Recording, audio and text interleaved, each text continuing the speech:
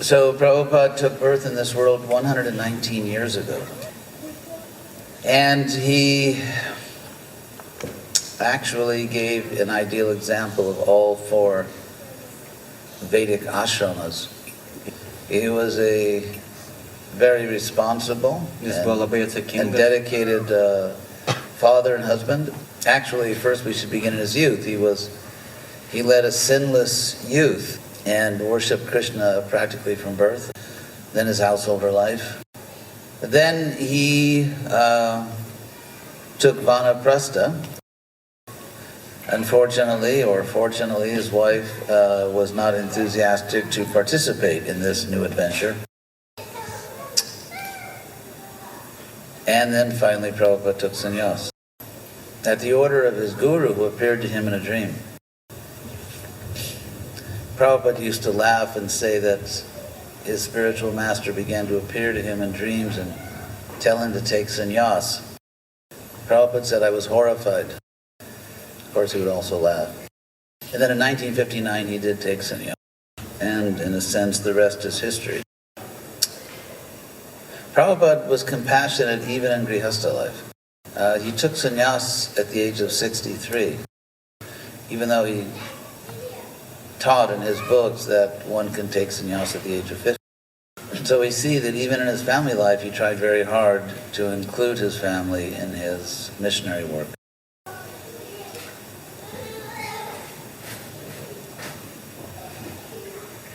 So even before Prabhupada came to the West, we see him experimenting, trying different strategies to spread Krishna consciousness. He went to Jhansi and began the League of Devotees. Of course, I'm sure he took the name from the League of Nations formed after World War I. But that did not work out. There was one lady of high society that took away his building. So Prabhupada didn't stay in Jhansi. He thought, if that doesn't work, I'll try something else. So he went to Delhi and began writing and distributing his little Back to Godhead. But again, he saw that there were some nice results. There were some nice anecdotes of favorable people. But it was not leading to a powerful Hare Krishna movement. So on the advice of a friend, he went to Vrindavan to write books. And then he came to the West. On the day that I took sannyas, I was in Prabhupada's room, and Prabhupada was telling me about his arrival in America. He said, when I got off the boat, I didn't know whether I should turn left or right, but I was not afraid. My confidence was that I had brought my books. He brought 600 books, 200 each of the 3-volume first canto. So Prabhupada then went to Butler, Pennsylvania, and he thought he would begin there. So the good news is that he had reached America in Butler, Pennsylvania. The bad news was that he was in Butler, Pennsylvania, which is a relatively small city. Actually, it's not even relatively small, it's just a small city. Although it's a very nice city. And I have a nice disciple from Butler, Pennsylvania. Still, Prabhupada went to New York, and he began to sell his books in bookstores and to live a precarious life. So he met Dr. Mishra, who was giving, should I put it, sort of more or less spiritual teachings. Prabhupada tried to work with him, but that didn't work.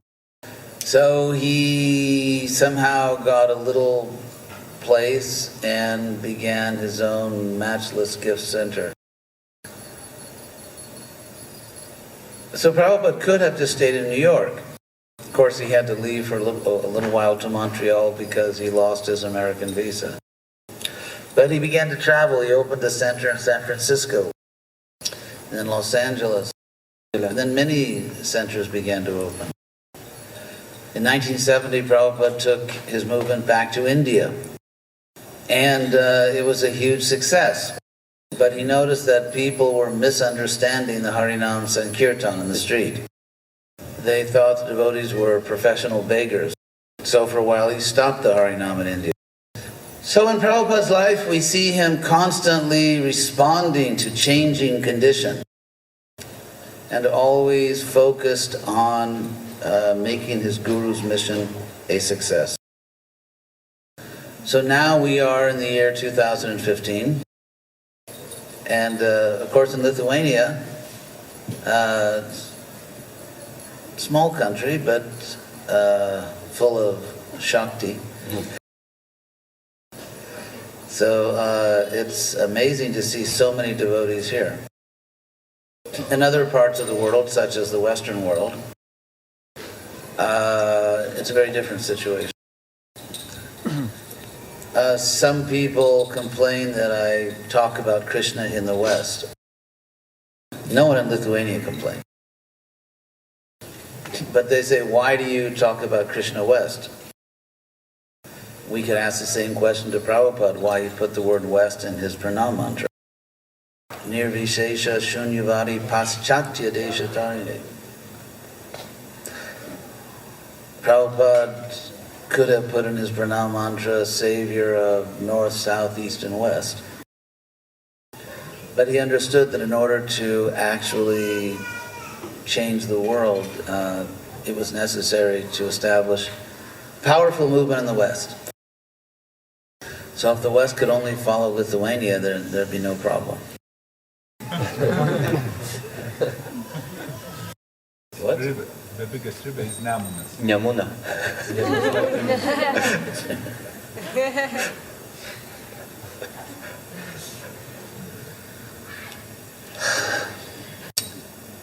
Prabhupada, I was fortunate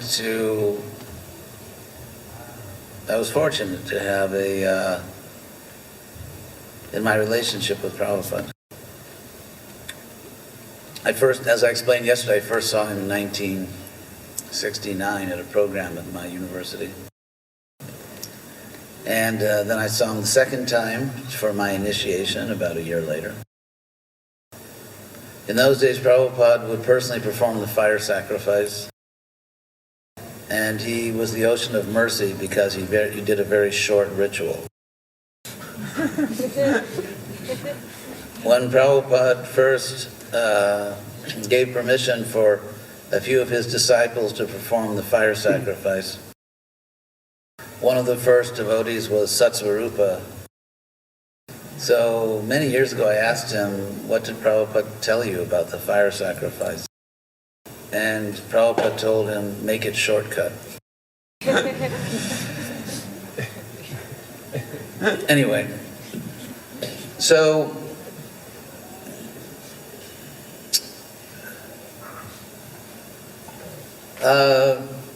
then later in 1970, after being initiated, Prabhupada called for me.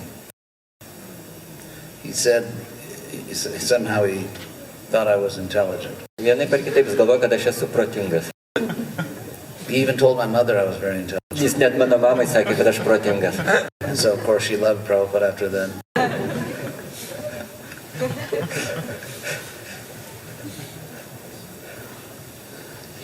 So, when I took sannyas in 1972, I was 23 years old. That means in terms of modern physiology, I took sannyas several years before my brain matured. Young men are notorious. Anyway, somehow or other, Prabhupada and Krishna protected me, but when I took sannyas, then in a sense my relationship with Prabhupada was different. Because he expected more of me, and therefore he gave me more attention. Actually, I'll tell one story how Prabhupada, well, I can't say he humbled me because that would imply that I'm humble now. But soon after taking sannyas, I was traveling around America preaching in universities. I was assisted by a brahmachari named Veer Krishna. We were We were definitely at least a little crazy, but very sincere. One time we arrived at the University of Oregon, and Bear Krishna went into the administration building, told them that they had found this great yogi in a cave up in the Himalayan mountains, and that the university should give money for that great yogi to speak. Well, the great yogi was me. He was just waiting right outside the building in the Sankirtan band. So they agreed. And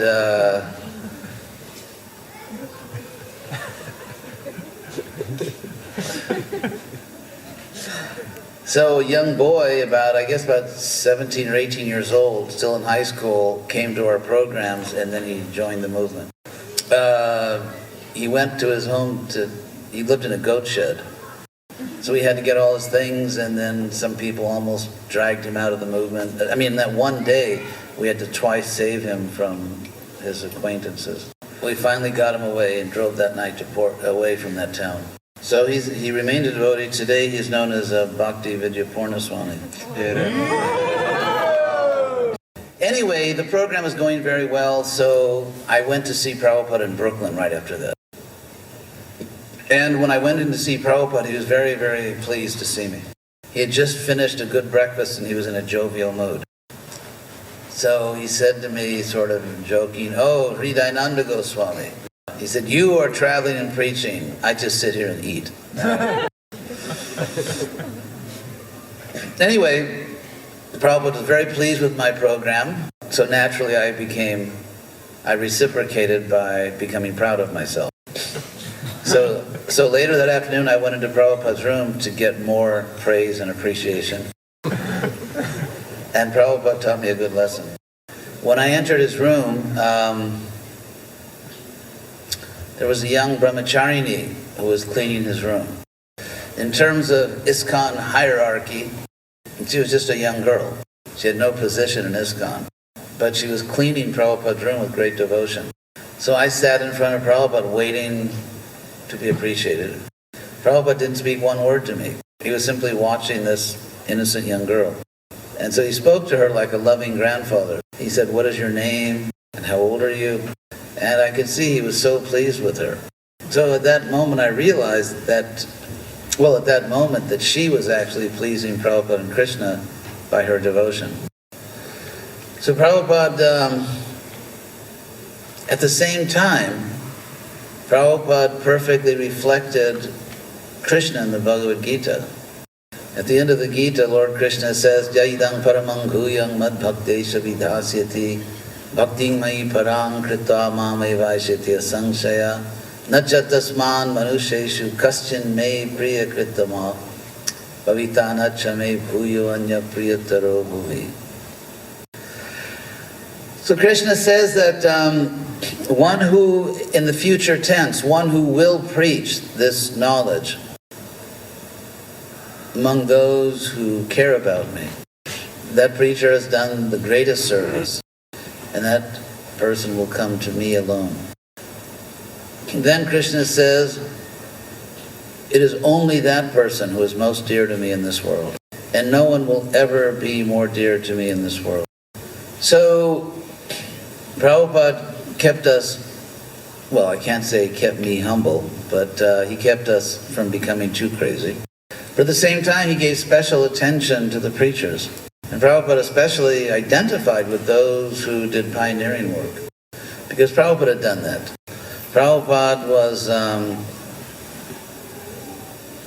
always conscious of his experience in coming to New York.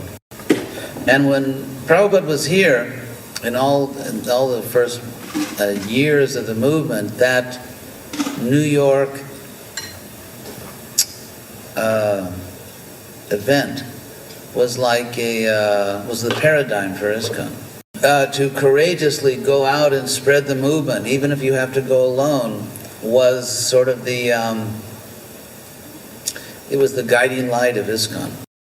And Prabhupada felt a special solidarity with those who followed his example. For example, he sent me to Latin America, and when the movement grew very quickly, Prabhupada was really delighted. One time I went to visit him in New York, And he was so pleased with the results in Latin America Latino Amerikoje. that when I entered, he said to his servant, give him some Mahaprasadam. And then he said, give him more. So I had arranged a new set of clothes for Prabhupada. So when I gave him that gift, then he gave me a set of his clothes. So there was a special kinship, special solidarity between Prabhupada and those who went out to spread the movement. In those days, the GBC members were those who had shown that courage to go out and actually spread the movement. So if only the whole Western world was just a bigger version of Lithuania, we wouldn't have a problem. But unfortunately, for some inconceivable reason, America and Western Europe do not follow Lithuania. So obviously they're in Maya. Akivaizdu, kad jie Majoje.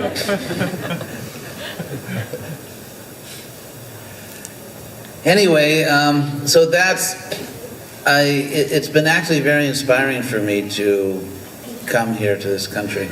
Because in the Western world, it's very easy to give up. It's very easy to believe that there will not be a powerful Western Hare Krishna movement. That in fact the Western movement exists in order to provide spiritual services to those who have come from India, with a few little outreach programs to Western people. Some devotees don't see the problem. A small, irrelevant Western Hare Krishna movement for many has become the new normal. And when people think something is normal, they don't try to change it. But because of my personal association with Prabhupada, and because so many times he emphasized to me the importance of a successful Western Hare Krishna movement, I cannot accept the present situation because I can't imagine that it would please Prabhupada. Many times I sat at Prabhupada's feet at press conferences when he came back to America, and he would point to us sitting there at his feet. And with great happiness and pride in us, he would say to the press, these are American boys and girls. I did not import them from India. Of course, now he would have to say the opposite. This is not a criticism of the great souls who take birth in India and come to Krishna. A Vaishnava is beyond all bodily designations. And the Vaishnavas that come from a Hindu background are great souls. And we are all very, very happy that Krishna has brought them. It is not about them. It is about what is not happening. When Prabhupada came to my zone in South America in 1975, he received a letter from the GBC of Southern Europe with a big picture of a new chateau, new castle. It's really more of a palace than actually a castle. He this large building in Geneva. In front of the building, many devotees were seated. Prabhupada wrote back to this GBC, this is very nice, but are these local devotees or did you bring them from somewhere else? Similarly, when Prabhupada opened the movement in India, he was very anxious to bring Indian devotees to the movement. So Lithuania is such a beautiful example of a successful Hare Krishna movement. But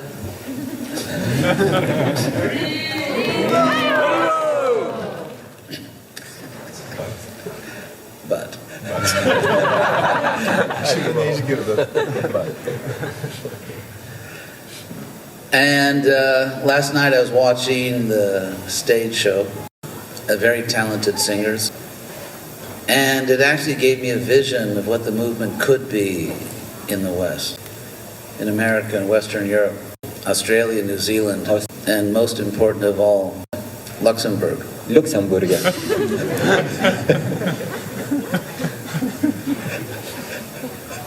Actually, compared to Luxembourg, Lithuania is a European giant. Anyway, so I actually ask all of you, who are such sincere servants of Prabhupada, to pray for the Western preachers, that they have intelligence to present the movement appropriately. Sometimes we think that the result is automatic. But actually Prabhupada and Rupa Goswami and Krishna all reject that idea. There's a famous story that comes from Giriraj Swami. Just before Prabhupada left this world, Giriraj went to see Prabhupada in Vrindavan. In the middle of the night, Prabhupada's servant came and woke up Giriraj and told him Prabhupada wants to see you. Giriraj ran to see Prabhupada, wondering what it could be. He entered Prabhupada's room where there was just one little candle. Finally, Prabhupada called him. His body was so weak then that Giriraj had to put his ear next to Prabhupada's lips. And Prabhupada asked Giriraj, when I am gone, will this movement continue? And as Giriraj tells this story, he gave sort of the standard company answer. He said, yes, Prabhupada, the movement will go on if we chant Hare Krishna and follow the rules. But Prabhupada indicated that is not sufficient. He said there must be intelligence and organization. Rupa Goswami says in the Upadeshamrita, with the word niyamagraha, that if we think the results of bhakti are automatic, if I do this, Krishna must do that. That is something like bhakti mimamsa philosophy. And Rupa Goswami says, Shadvir bhakti vinashiti, that will destroy your devotion. And yet in the Western world, many devotees think that we can go out in the street and we will mechanically save people, even if they are themselves unconscious of the fact that they're being saved. Involuntary liberation. Krishna himself says in chapter 17 of the Gita, verse 28, Ashadhaya hutam dattam tapastaptam kritam chajat asad iti uchate partha nachatat pratyanoya. That any religious activity which is performed without faith gives very little result in this life or the next. So, you are all very, very fortunate that you live in such an amazing country where so many people are attracted to Krishna. Lithuania is like a little Northeast European Vrindavan. But the situation in the West is very different. I don't think we can say there's a single Western country where the movement has grown in the last 30 years. In most of the Western countries, the movement is actually smaller than it was 30 years ago. And yet Prabhupada defined his central mission as somehow saving the Western countries. Prabhupada told me personally, and he told everyone many times, that ultimately his global strategy requires us to establish a powerful Western Hare Krishna movement. So that's what I am focusing on now at this point in my life. So you should all pray for us who are trying to find some way to restore Prabhupada's relevance in the Western world. There was a funny movie when I was young called The Mouse That Roared. It was about some tiny little country in Central America that was having serious economic problems. And they decided the only way to save their country economically, they had to lose a war to the United States. Then they would get so much money to rebuild. And so they declared war on the United States. And by some crazy set of circumstances, they actually won. So similarly, maybe Lithuania can save America. Anyway, Prabhupada wrote his own pranam mantra. And so, Namaste Saraswati Deve. First, Prabhupada identified as a servant of his spiritual master, Bhakti Siddhanta Saraswati. And Prabhupada also describes himself as Gauravani Pracharine, which means one who is preaching the message of Gaura, Lord Chaitanya. And Nirvishesha Shunyavadi Paschati Desarni. Vishesha in Sanskrit means distinction. So, such as the distinction between God, the soul, and nature. The one who does not make this distinction is called nirvishesha. One who thinks the soul is God, or God's body is material, and so on. And then shunyavadi, of course, means those who are preaching voidism. Yeah. So nirvishesha, shunyavadi, paschatya desha. Paschatya means Western. It also means behind. It's funny because we find that, for example, in countries like Lithuania or India or Russia or Ukraine, it's easier for people to understand the need to serve a personal God. Whereas in America, they have much more important things to do, like waiting for the next iPhone. So anyway, this is a challenge to us. So you are very fortunate here that somehow Prabhupada has Krishna, by Krishna's arrangement, you've taken birth in such a beautiful country. So my humble request today is when you chant Hare Krishna and pray to Prabhupada, please pray that somehow Krishna gives us intelligence and strength to do something like this in the West. Prabhupada said, I just saw this quote, Prabhupada said that if you present this movement appropriately, it cannot fail. So if we are failing to spread the movement in a major part of the world, it may be that our presentation is not perfectly appropriate. I don't mean to say it's mundane or offensive. It just may not be very strategic. So, thank you all very much. Yes. How can we become personifications of mercy of Srila Prabhupada that we could also spread Krishna consciousness? Prabhupada once said Krishna consciousness is not a bluff. We have to have real Krishna consciousness. And it's possible to be selfish even in spiritual life. One can think about one's own spiritual happiness, or even one's own bodily comfort. I have one godbrother that went to live in a beautiful tropical beach, and then he tells everyone they have to practice Raganuga Bhakti, preferably under a coconut tree. So when Prabhupada went to New York, it's not that he checked the weather in all the different cities and thought, I'll be more comfortable there. He wasn't thinking about where his body would be comfortable. He didn't know what was going to happen to him. He just knew from a strategic point of view, this is the best thing to do. Prabhupada said we should execute devotional service as if in military discipline. So we have to be really fixed on getting the job done. And the job is to spread this movement. And they say in America, the truth is what works. That sounds like something Americans would say. I wish more American devotees would say it. Anyway, at the same time, as we know, a Paramahamsa sees everyone engaged in Krishna service. So we may not be Paramahamsas, but as we advance, we should feel more and more empathy with non-devotees. So if you consider these two extremes, for a neophyte, every non-devotee is a serious threat to his spiritual life. Just like parents tell their children, don't take candy from strangers. So for a neophyte devotee, everything the non-devotees do, no, you shouldn't follow that. And then the other extreme is a Paramahamsa who sees everyone as Krishna's devotee. So we can tell how much we are advancing by seeing how much empathy we have for non-devotees.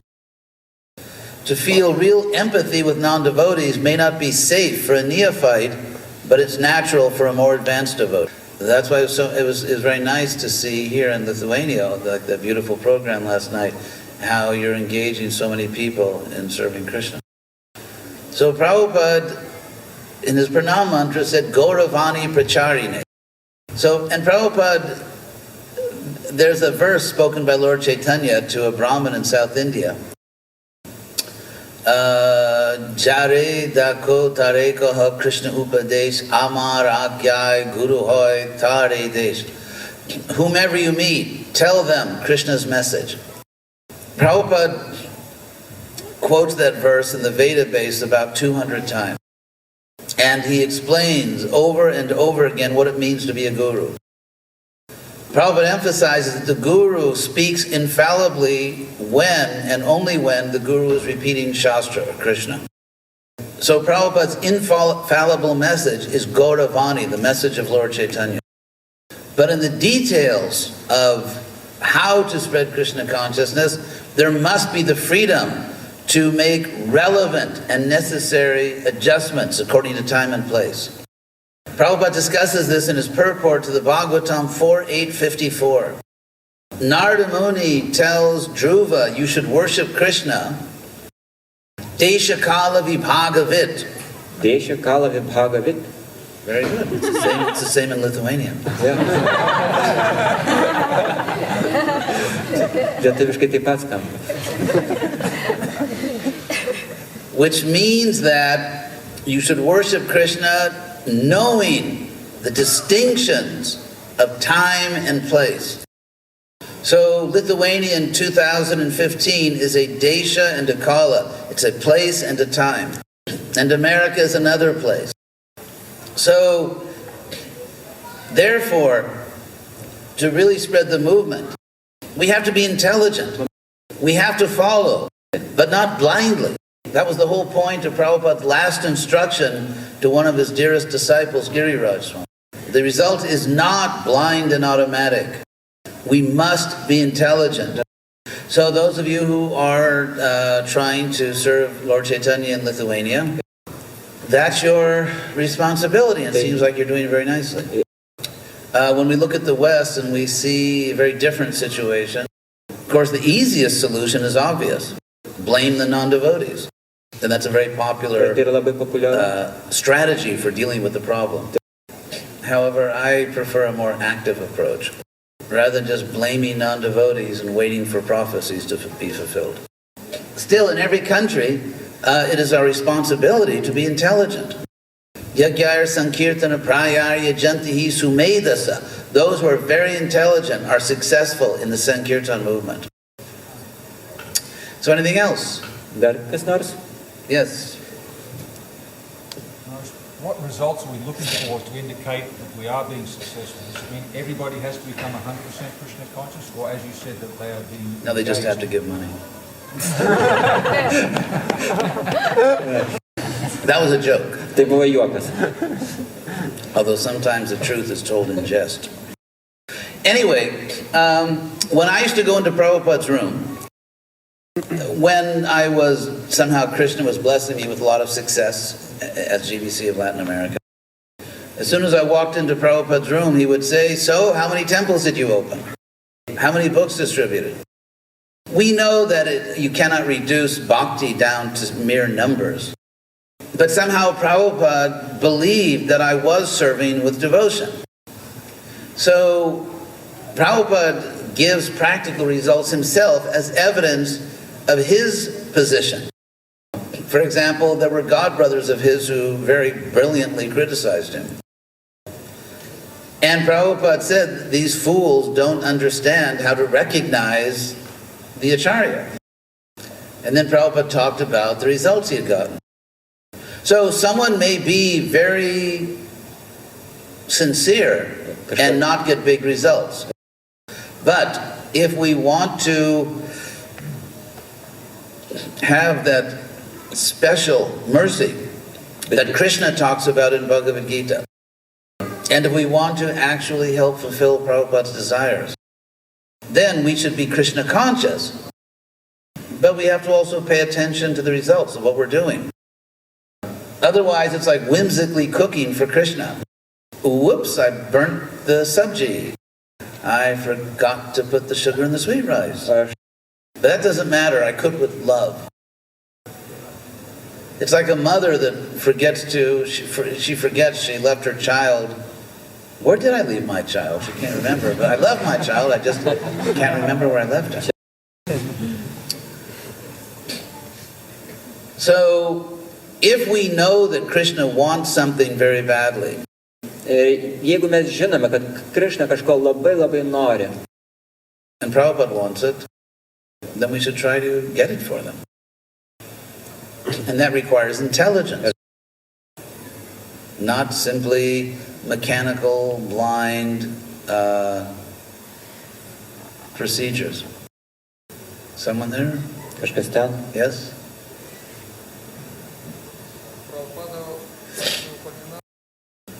So Prabhupada, before his leaving this world, he spoke about necessity of varnashrama and cooperation. Why Prabhupada so much attention put to those secondary things before leaving world? First of all, it's not secondary because if people don't understand the importance of Brahmins, how will they ever listen to us? And how will they ever stop the capitalists from destroying the world if they don't understand that a Vaishya is third class and has to remain in that position? But there are two major problems with instituting Varnashram. Actually, the ashrams already exist more or less. There are actually some people, even in the West or even in Lithuania, who believe that they should remain chaste until they're married. It may not be everybody, but the principle still exists. And then there's retired life, and of course, but the real problem is the Varnas. There are two major problems for us to institute the Varnas. First of all, the Varna system is based on an agrarian economy. Actually, the Varna system existed all over the world, including Europe, before the Industrial Revolution. And Prabhupada indicated the Varnas would come back when the industrial economy collapsed. Ir Prabhupada jisai kalbėjo apie tai, kad Varno sistema atgis po to, kai šita pramoninė sistema jinai sugrius. But it has not collapsed. The other problem is that when Prabhupada wanted to develop the Varnas, he said that now that I've developed the first half of my mission, now I want to do the second half. At least in the Western world, the first half collapsed. For example, if you're building a house, you first build the foundation. But if the foundation blows up, you can't say, never mind, let's just build the walls anyway. You have to go back and redo the foundation. For example, Prabhupada at one point had us buy farms. ISKCON's great Back to the Land movement. However, because we were preaching in the cities and hundreds and thousands of people were attracted, so we could provide devotees for the farms, we could provide economic support, and the farms were relevant to a successful preaching movement. That situation no longer exists in the West. So we have to go back and build the foundation again, which is a successful preaching mission. Tai reiškia sėkmingą pamokslavimo misiją to Western people. Vakariečiams žmonėms.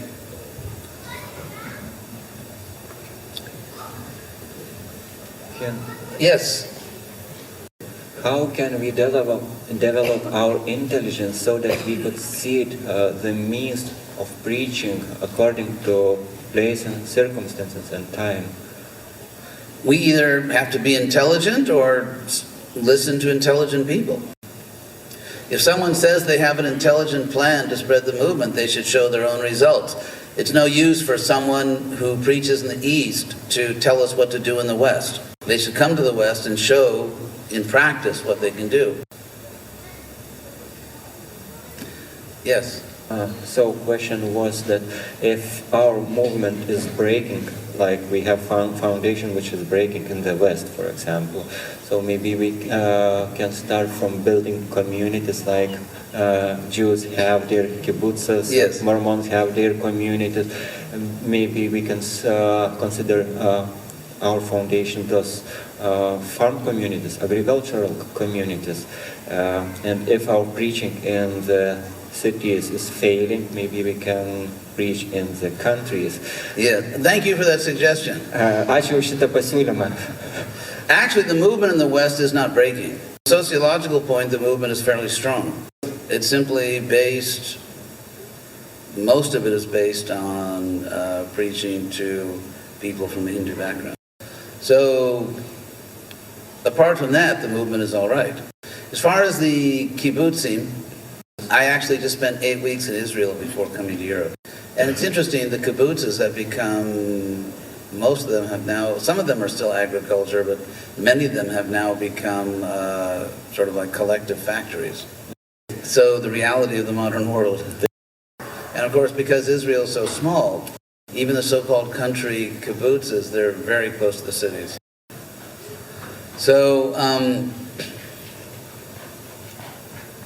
also, when you create an alternative economy that is different from the mainstream economy, it's difficult to prosper because everyone else is doing something else. For example, in everywhere in the developed world, the price of seeds, grūdų kainos, the price of veterinarians, the price of, let's say, fencing, the price of labor, the price of everything visko kaina is based on the assumption that you are doing business and killing your animals. So in an agricultural economy, all the prices are based on a completely different scale. That's why even in Israel, the kibbutzes have a vital economic relationship with the cities. So if we're trying to create our own Krishna-conscious economy, it's essential to also be connected to a flourishing preaching mission in the city. Otherwise, the movement is, in one sense, it's going well in the West, if you're not particularly concerned about saving the Western world. But since that was Prabhupada's main goal and it's in his pranam mantra, I am concerned about it. Here's a typical Lithuanian, Chandrasekharacharya. Čia yra tipiškas lietuvis Chandrasekharacharya. Jis iš Prancūzijos. I was wondering if you could speak about, if we develop more the topic of the pure devotee and the circumstances in which he's in. For example, you were talking about Prabhupada and all the setbacks he had and all the struggles he had. And so are we to understand that these struggles were arranged by Krishna himself? And if so, why would Krishna put a pure devotee into difficulties? And Okay. It makes a better story. Kad būtų geresnė istorija. Just like Prabhupada's coming on the Jaladuta, his heart attacks, it's a great story. Great movements need great stories. I mean, when Jesus was crucified, his followers decided to more or less put aside for the moment everything he actually taught and just focus on that fact. And so the central narrative of Christianity became something that Jesus actually didn't teach. But that's another story. Bet tai yra kita istorija. So, look at the Pandavas. Pažiūrėkite į Pandavus. Also, we are in this material world, and Vaishnavas are a minority because this world is for the materialists. Yeah. And so these great stories of the Pandavas or Prabhupada and the Jaladuta, they actually give us strength and courage. Prabhupada was teaching that we're not the body. So if everything had gone perfectly in his life, health-wise and economically, people could say, well, it's easy for him to preach we're not the body because he has a great life. But Prabhupada revealed Prabhupada's authenticity, his purity, by showing how he responded to difficult situations. Yes? Sąmoningi, independently thoughtful. I understand that. So, how you understood? Yes. Well, I speak perfect Lithuanian. But you can say it in English for it.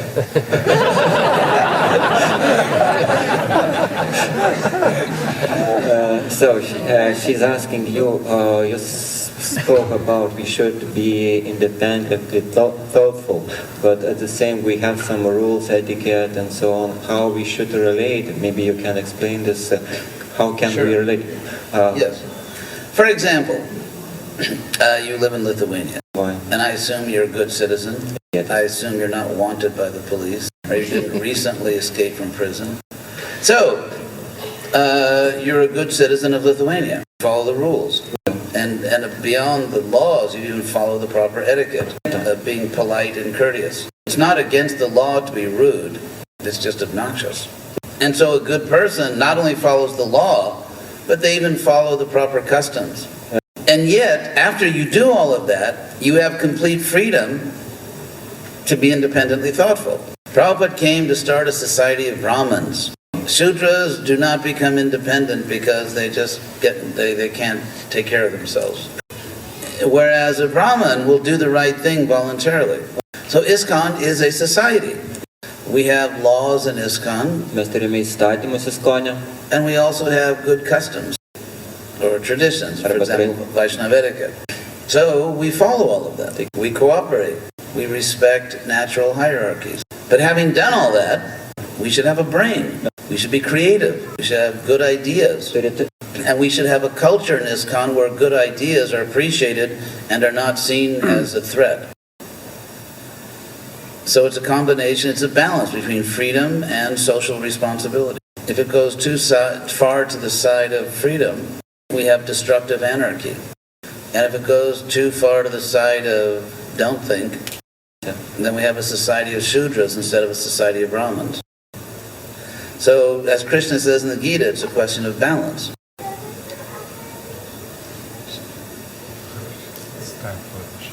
Time for Abhishek. Oh, one more, this lady here. Yes. How to feel the line between Vaishnava and religion fanatic? Between Vaishnava and religion fanatic. Yes. Religious. Well, unfortunately, those two categories are sometimes go together. Is that it? Yeah. How to feel the line, because sometimes everyone tries to speak how many principles we have, but sometimes it's just too much to take. How many? Principles. Rules. Oh, principles, rules. Well, imagine my problem with Lithuanian. You think you have a problem with English. So, Prabhupada once wrote me a letter in 1972 when I first took sannyas. Kai pirmą kartą priėmiau And I sannyasą, told Prabhupada I was going to preach in the universities. And he said to me, please do not present Krishna consciousness as rules. Krishna consciousness is the most sublime philosophy. So, if someone doesn't have a higher taste, how can they follow rules? And if they do have a higher taste, they'll follow the rules anyway. So preaching means to try to give people a higher taste. For example, if you decide you want to be a concert pianist, and that goal inspires you, then you accept all the discipline, all the rules. But if you're not inspired by that goal, you'll never accept the rules and the discipline. The same is true for someone that wants to be an Olympic athlete or a great scholar. arba didelį mokslininką. So first we have to inspire people. When people are inspired that I want to be Krishna conscious, then they themselves ask, what can I do? And as far as fanaticism, there's a definition in the dictionary. It means to claim something beyond your understanding or beyond what is reasonable. So, for example, if I'm ignorant of other religions, for example, I just saw a documentary this morning on, I guess I can say it, Scientology, one of the more glorious contributions that America's made to the world. Of course, it's shrinking because they do terrible things. And so they're interviewing one of the great intellectuals of our time, John Travolta. And it's bona fide to laugh at my jokes. So he was saying that he accepted Scientology because there's no other movement in the world that talks about world peace. And I was thinking, John, you should just keep dancing. The same thing, for example, if you take the philosophy of Krishna consciousness, you'll find that a lot of it, probably, most of it, you'll find in other wisdom traditions. Such as you are not the body. Pavyzdžiui, tu nesi šitas kūnas. Karma. Karma. The need to surrender to God. Tai yra būtinybė atsiduoti Dievui. A personal God. Asmeniniam Dievui. But what they don't have Tačiau ko jie neturi? is Krishna. Krishnas. And that's why Prabhupada said we have to just teach about Krishna. Or for example, there are some devotees that actually preach that all knowledge comes from India. That means the cure for polio somehow came from India, although no one knows how it did. Modern computer technology. So it's a little ridiculous to say Tai that. truputį keista. I mean, obviously, the highest knowledge came because Krishna appeared there. But so if we're fanatical Or if we think that, for example, if I think I personally really appreciate Indian culture in terms of music, dance, dress, cuisine, so that's wonderful. Nuostabu. But if I say no one is dear to Krishna unless they are immersed in Indian ethnic culture, that's fanaticism. So we have to be reasonable and open-minded. Yeah. And at the same time, we have to strictly follow our own principles. Rupa Goswami gives a list in chapter 6 of the Nectar Devotion of the basic principles of Bhakti Yoga. And it's really unfortunate that he left out of his list some things that some devotees think are absolutely essential. So if we really have to just present a spiritual science. Anyway, there's room. I mean, ISKCON is meant for everyone. And there are different kinds of devotees, but if every devotee is faithful to Prabhupada, following our principles and accepts Krishna as everything, then they're one of us. There are no ethnic requirements to love Krishna, just spiritual requirements. So, I think last question. What? We have to end? Okay, last question. This is really the last. So as soon as this, I'll give you a very short answer, and this is really the last one.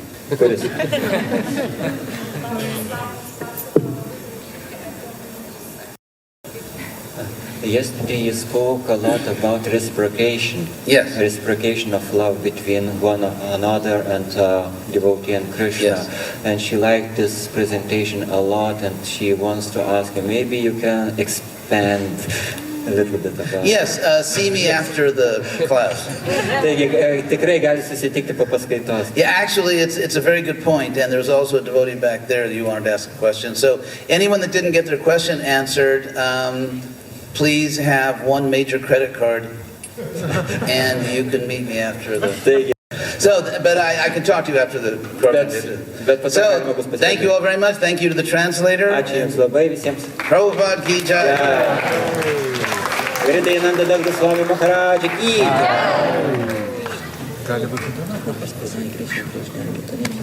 I ended.